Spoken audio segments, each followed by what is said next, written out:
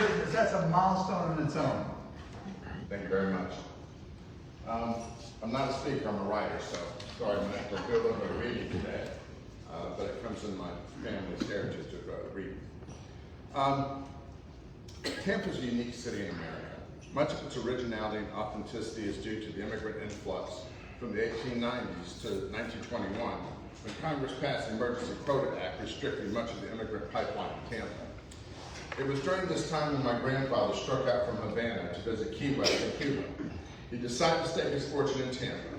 Victoriano Manteiga arrived in 1913 aboard the SS Olivet. He took a streetcar from Port Tampa to Ybor City, rented a room at a boarding house above El Encanto Cleaners. The next day, he took a streetcar to West Tampa to meet a committee of workers for the Morgan Cigar Factory. He had been corresponding with them, and the meeting was to finalize his hiring as a lecturer for the cigar rollers at Morgan. Victoriano had started his life in America with a very prestigious position. As lecturer, he would read news and novels to the factory workers as they rolled Tampa's most famous product. He did not work for the factory owner. He was hired and paid by the workers. They're the ones who chose the schedule of what he was going to read, whether it was going to be news or whether it was going to be novels. They also selected the titles, and the lecturer would serialize the reading through the week. In this role, Victoriano built a reputation not only as a great orator, but also as an intellectual. Dr. Ferdy Pacheco, the fight doctor, was a great admirer of my grandfather and wrote one of his books, Don Victoriano was a tall man in a town of small people. Lecturer Manteiga grew from entertaining and informing an audience limited by the walls of the factory to writing for a newspaper and having his words read by a much larger audience. In 1922, on May 22nd, Victoriano decided to launch his own newspaper, La Gaceta. He did so with the help of his wife Ophelia and Dr. Jose Avellanal, an admired doctor in humanitarian.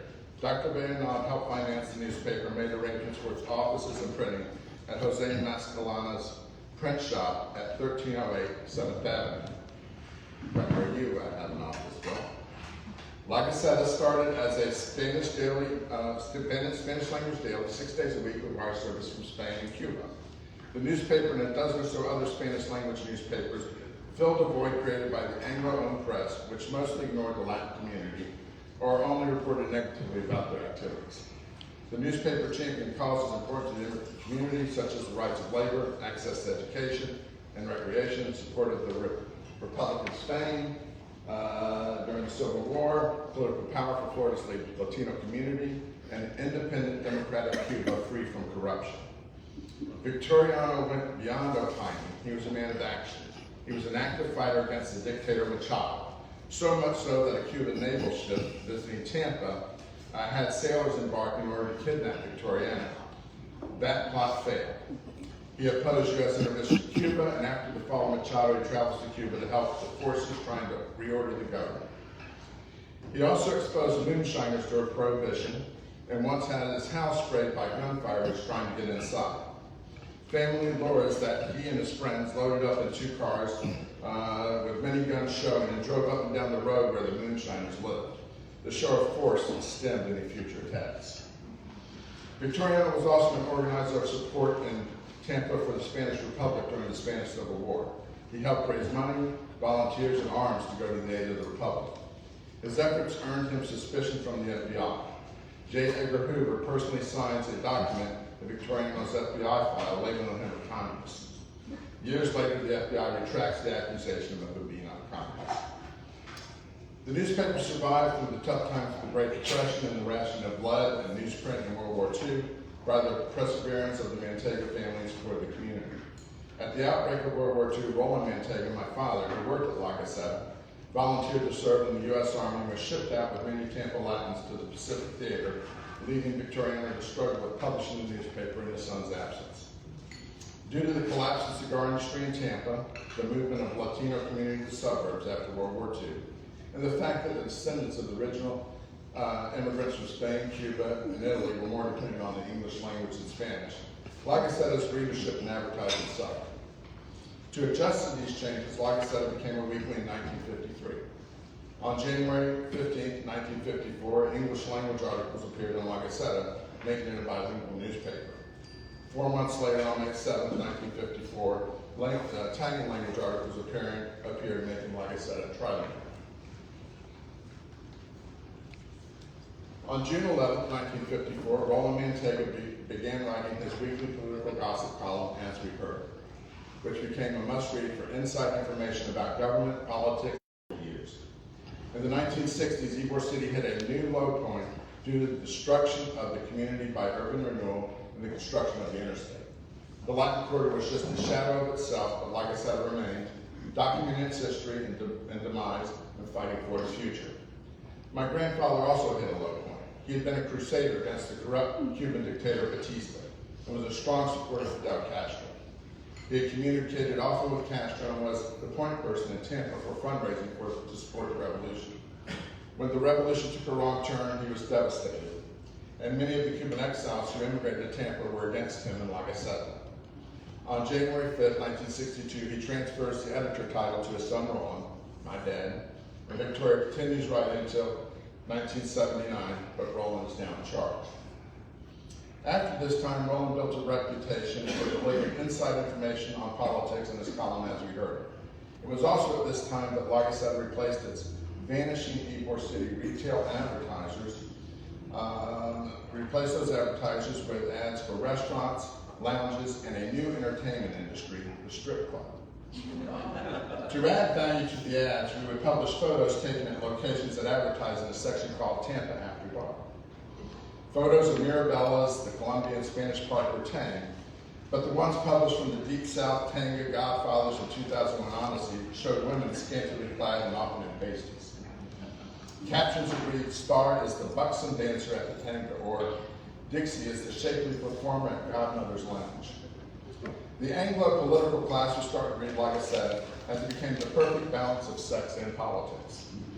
Boys in West Tampa were always ready on Friday to retrieve their parents' La Gaceta from the mailbox. For these young males, La Gaceta was more reliable than National Geographic that provided an opportunity to see most of their press. La Gaceta wasn't just about informing, it was also an agent of change. With Roland at the helm, La Gaceta was an instrument in bringing Hillsborough Community College, the Sheriff's Office, the Environmental Protection Commission to Ybor City, which helped keep it alive before it had its renewal. Roland helped work at La Tropicana restaurant, where his octagonal table and red phone were permanent fixtures in the restaurant. If a politician wanted to be elected to office, Roland's table was a must-stop location, and many national, state, and local leaders would visit him there to pay homage. Roland La Gaceta, promotion of Ybor City, and his political influence helped nurture Ybor's renaissance in the 1980s, 1990s, and helped shape the historic buildings that house the mutual aid societies. Circolo Cubano, Centro Asturiano, Centro Español, La Unión Italiana. I started with my father in 1983 and helped modernize the newspaper from photo typesetting to desktop publishing. I performed every job at the newspaper and helped my father grow it. We even added another publication called Community Connections, which is a bilingual free newspaper in East Hillsborough County. After my dad's passing on September 25, 1998, I took over as publisher.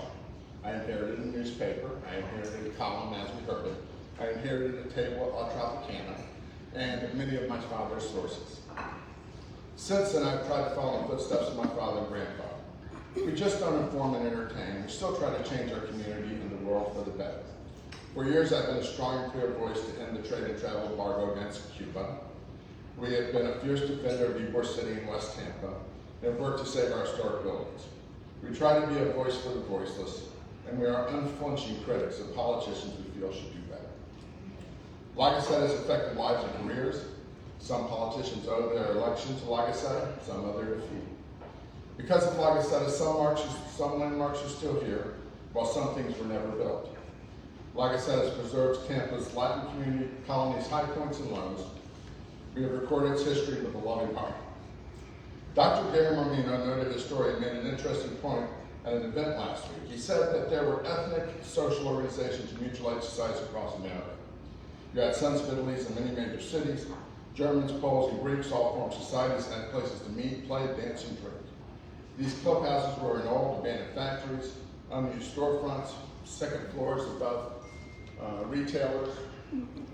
He said that nowhere, in no city in America, did these ethnic groups build the cathedrals that the Spaniards, Cubans, Italians, and Germans built here in Ybor City and West Tampa. He confirmed the Central Espanol, Circolo Cubano, La Union Italiana, and Centro-Striano buildings and organizations are truly unique in Tampa. These immigrants were here to stay, these edifices demonstrated that. Now, 100 years later, La Gaceta is one of the oldest minority-owned and targeted newspapers and the only trilingual newspaper in the United States. Our continued existence, which is as unique as the mutual aid societies, could only happen here in Tampa. To celebrate our centennial, we're going to have a centennial special edition of the newspaper on September 30th. And we're selling advertising for that if you want to come see me afterwards. And Lynn Marvin is working on a documentary for La Gaceta that will premiere on October 7th. She's also looking for sponsorships for that project. And as always, I'm looking for subscribers, $35 a year, and you get it in the mail and really, really appreciate it. And so I'm here to entertain any questions you guys might have.